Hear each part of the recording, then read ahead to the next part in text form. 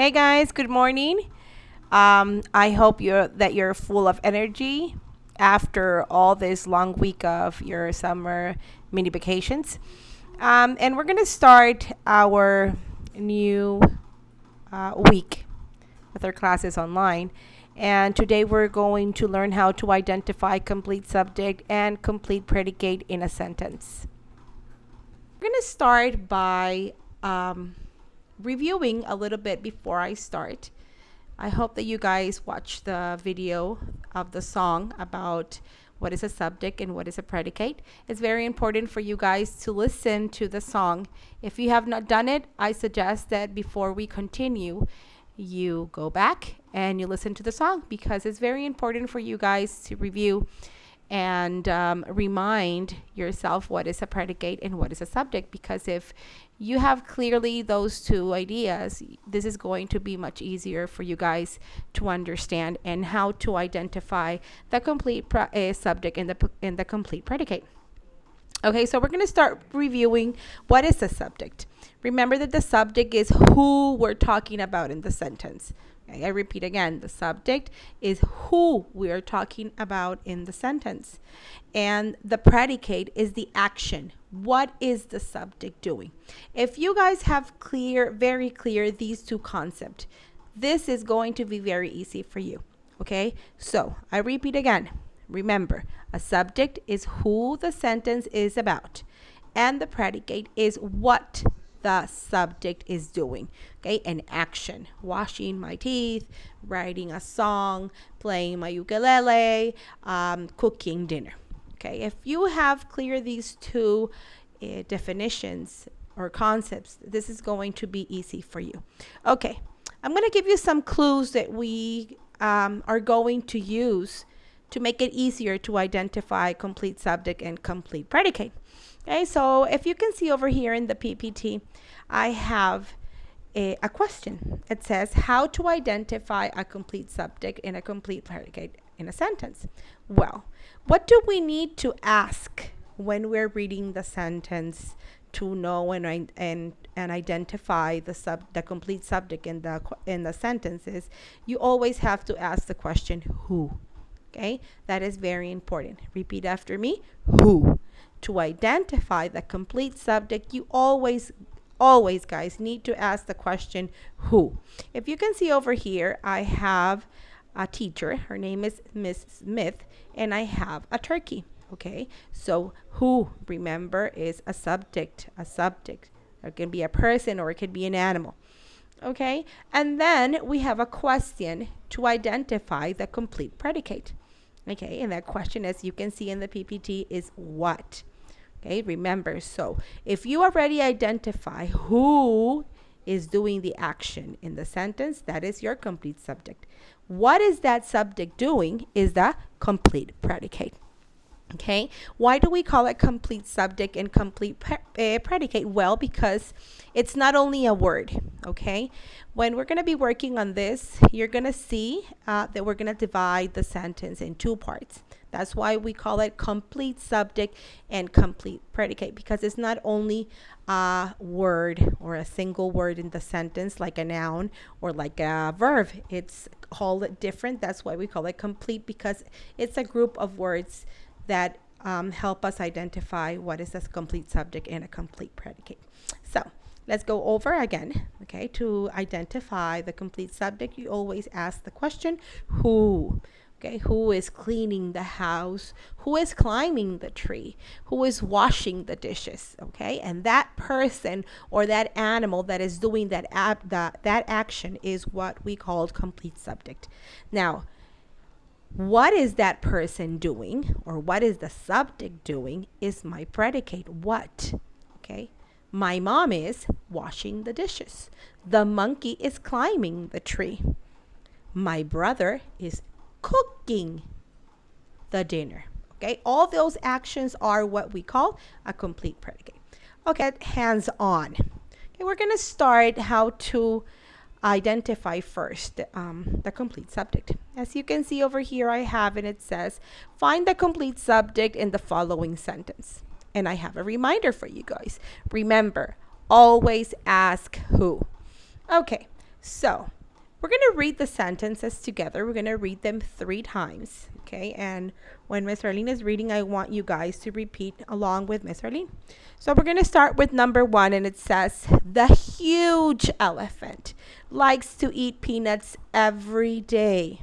Okay, let's read the sentence with Miss Arlene. The huge elephant likes to eat peanuts every day. Okay, remember, what do we need to ask when we want to identify the complete subject? Exactly, who? Okay, so I'm going to ask you that question. Who likes to eat peanuts every day? Do you think that if you only circle elephant, that's going to be correct? No, because elephant is a noun. Remember that we're learning about complete subject. So if I ask you guys, who likes to eat peanuts every day? Your complete subject should be the huge elephant, not only elephant. Okay? The huge elephant is your complete subject. As you can see under where I have my complete subject, I have a C and an S. That stands for, C stands for complete and S stands for subject. And that is the way we're going to identify it when we are going to work over on with our sentences. Okay. Then we have number 2. Okay, let's read number 2. My mom makes delicious cherry cupcakes. Let's read it again. My mom makes delicious cherry cupcakes. Okay. Who can tell me again what question do we have to ask always to identify the complete subject? You're right. The question is who? Question word. Who? So if I ask you, who makes delicious cherry cupcakes? What are you going to answer? Exactly, my mom. If you see, I have it underlined and I have it in pink because my mom is your complete subject. If you only circle or underline mom, that is not correct. I repeat again, if I only circle or underline mom, that is a noun. And we're learning about nouns. We're learning about how to identify complete subjects. So, who makes delicious cherry cupcakes? My mom. Again, I wrote CS. Remember, stands for complete subject. The C for complete and the S for subject. Perfect. You're doing good. Let's go to number 3. And it says, can you help me read? That monkey loves to eat bananas. Again, that monkey loves to eat bananas. Can someone tell me what do I need to ask myself? You don't have to ask no one else. Exactly. Who? Who what? Who loves to eat bananas? Only monkey. No, remember that that is not correct. My complete subject is that monkey. Okay, that's why I have it in pink again. And under it, I wrote CS for complete subject. Very good. Are you understanding so far? I hope so. Okay, now if you see over here, every sentence, it has 2 colors. Okay, that means that I divide my sentence in 2.